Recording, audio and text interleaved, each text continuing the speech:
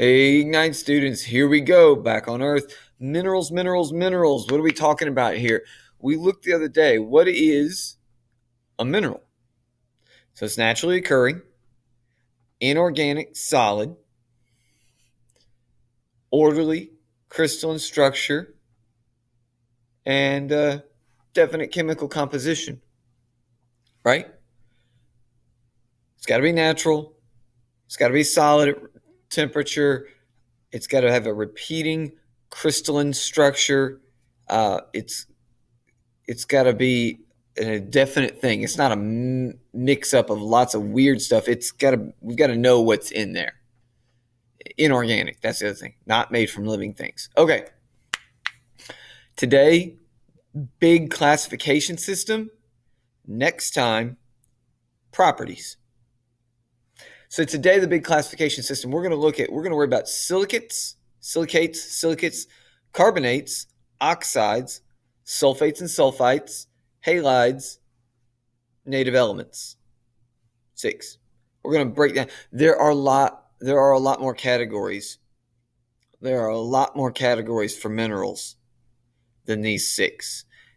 These are the big 6. If you take these, in fact, if you take the first 2, the silicates and the carbonates, you've gotten huge percentages. They're the 2 most common. Silicates the most, and then carbonates the second most common. Biggest classes. Lots and lots and lots of minerals fall in these classes. So let's start up. Let's get to silicates. Silicates, SiO4. This isn't chemistry class, but silicon, Si, and 4 oxygens. What happens? If you put a silicon in the middle and you give it 4 oxygens, it's going to make this tetrahedron structure. Okay? This is the ball and stick model. The only problem here is that the silicon is actually bigger than the oxygen. It shouldn't look quite like that. But this is what we've got. So you can have single tetrahedra placed together, or you could have chains of tetrahedra. You could have double chains. You could have 3D chains. And what do you get? Here you go. So if you have single tetrahedra kind of ordered and put together, you get olivine. There's a mineral. If you have chains, you get augite. And if you have double chains, you get hornblende. If sheets, you get micas, different types of micas. 3D structure, you get feldspar. Or you could get quartz, okay? SiO2. So instead of O4, if it's a little quartz, pure quartz is a little different than the rest of these because there's half as many oxygens running around the outside. We're not worried about all of that detail, but it's the same elements, lots of different properties. Where do these come from? Magma. Deep in the earth, all of this is going on. All of this is molten and liquid. As the magma rises, it's still inside the earth. It's starting to cool. As it cools off, it crystallizes these minerals, and they crystallize at different temperatures. Some of them might re-solidify at a hot temperature when this is still inside the earth. Others would have to wait for the magma to come out, turn into lava, because it's now out of the earth. And then as the lava cools, then they would solidify and crystallize out. So at each of these different temperatures where these formed, you would get different minerals from about the same stuff. Geologists can then use that to tell you if they see a field that, if they see where these are located, they can tell you about the temperature history of that region and things that were going on there. Okay, so silicon, SiO4, right? Here we go. Now, next big class, the silicate. Okay, after the silicates, the carbonates are the next biggest class. You have to have carbon, you have to have oxygen, and you have to have one or more other metals. Metallic elements. In astronomy, anything past like hydrogen and helium is called a metal. It's not a metal. by any other standard. In chemistry, there's a specific definition for metals, and there's a zigzag line you got to follow on the table from the metals, the metalloids, and the nonmetals. Geology is kind of close to the astronomy. Like any other thing we're worried about, a metallic element. This is calcite, calcium, carbon, 3 oxygens. This is mangasite, magnesium, carbon, 3 oxygens, carbon, 3 oxygens, carbon, 3 oxygens. Look here. What is the similar thing for all these carbonates? A calcium and 3 oxygens. So this is iron. This is dolomite. That's a common one, right? And then, so other things that are in this carbonate class are just lots of different minerals. 2 rocks, limestone and marble. If you have lots of carbonate minerals in an area and then you press that in, you will make rocks. You can either make limestone or you can make marble, depending on what kind of carbonate was inside and what pressures it was under. Okay? So limestone and marble are good examples of those. So carbonate minerals, lots and lots and lots of different examples. I just wanted to show you all of these different classifications. We're not reading through all that. We're not going to go into that crazy detail. All right. Next, we've had silicates, we've had carbonates. Now we're to oxides. So an oxide contains oxygen in one or more element. That's it. That's straightforward. But now, yes, carbonates contained oxygen, but they also contain calcium, or they contain carbon, and they contained oxygen. Oxides are going to contain oxygen. Rutile is TiO2 right here. All right. It's titanium oxide. There's some rutile for you. Okay. What else do we've got? We've got corundum. No, I'm sorry. First, we're going to go to hematite. Yeah, that's definitely not corundum. This is iron oxide. You might be thinking iron oxide is rust. This is one form before you get to rust. This is the mineral form. So this is FeO2 or Fe2O3. Okay, it's iron oxide. There are other chemical forms that are different kinds of iron oxides, and they do different things. These are the hematites. They're minerals. All right.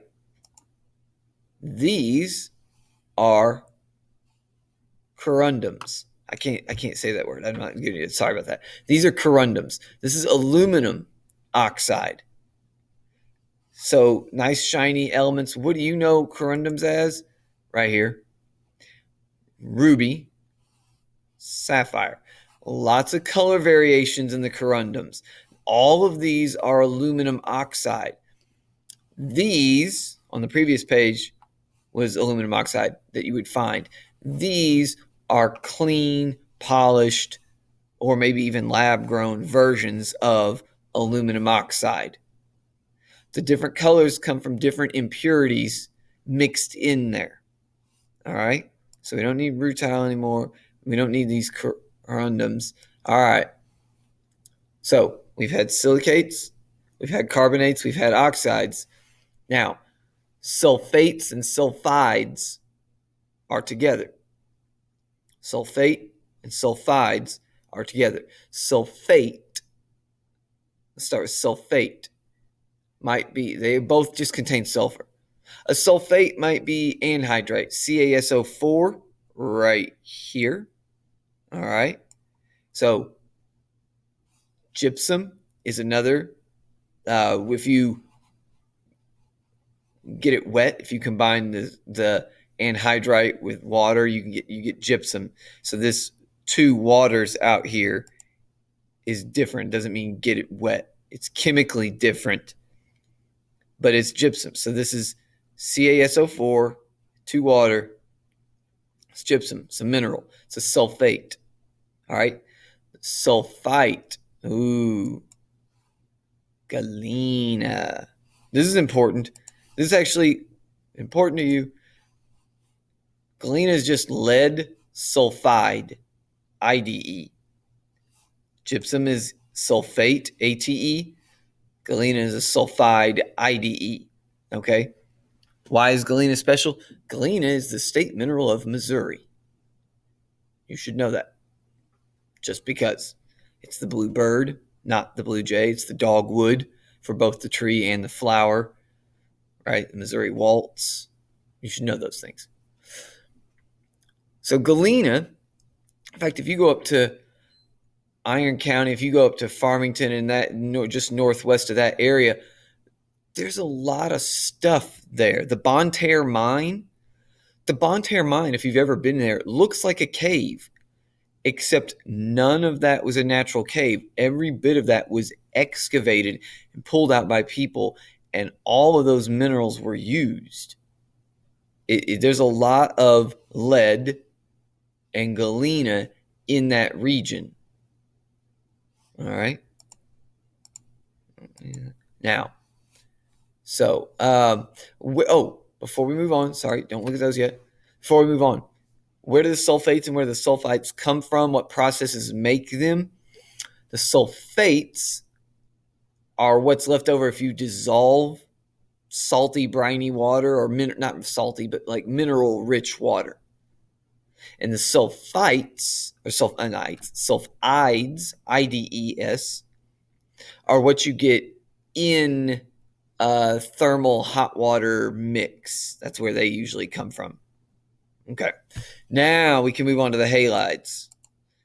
The halides, okay, they contain a halogen atom. What's a halogen? You know what? Let's do this. We got to do this live. I'm going to mix this up. What's a halogen? It is a group on the periodic table. It's this group right here. Any chemical in that yellow spot right there. Hey, let's go in here. Zoom in. So what are they? Fluorine, chlorine, bromine, iodine, right? Those are halides. Those are halogens. So any mineral that contains a halogen is a halide. So this is fluorite. Okay. So fluorite, CaF2. So there's fluorine in there and there's calcium in there. That's fine. What else is in there? Halite itself, halite we talked about last time, halite's just salt. It's NaCl, sodium, and chlorine. It's table salt. All right. Plain old-fashioned table salt. So sodium chloride, fluoride, calcium fluoride, all of these, that's used in steel making. Any mineral that has an element from that halide group on the periodic table is in the halide mineral family, okay? Let's see. So there's fluorite. There we go. It's a halide. Yep. There's another picture. There we go. Awesome. Last set, the native elements. The native elements, gold, silver, copper, carbon, sulfur by itself. Elements that can be found naturally. Carbon, how in the world, we'll take one example. How in the world does carbon, plain carbon just by itself, look like this, and you use it to write, and look like this, all pretty? I don't, what's the difference? It's right here. So this is it. This is all the difference there is. How carbon, if you make a carbon ring, you are not making a carbon diamond ring. You're making graphite, because these hexagons of carbon make sheets. In fact, graphene is literally this, just one thick instead of stacked up. So carbon like this makes graphite.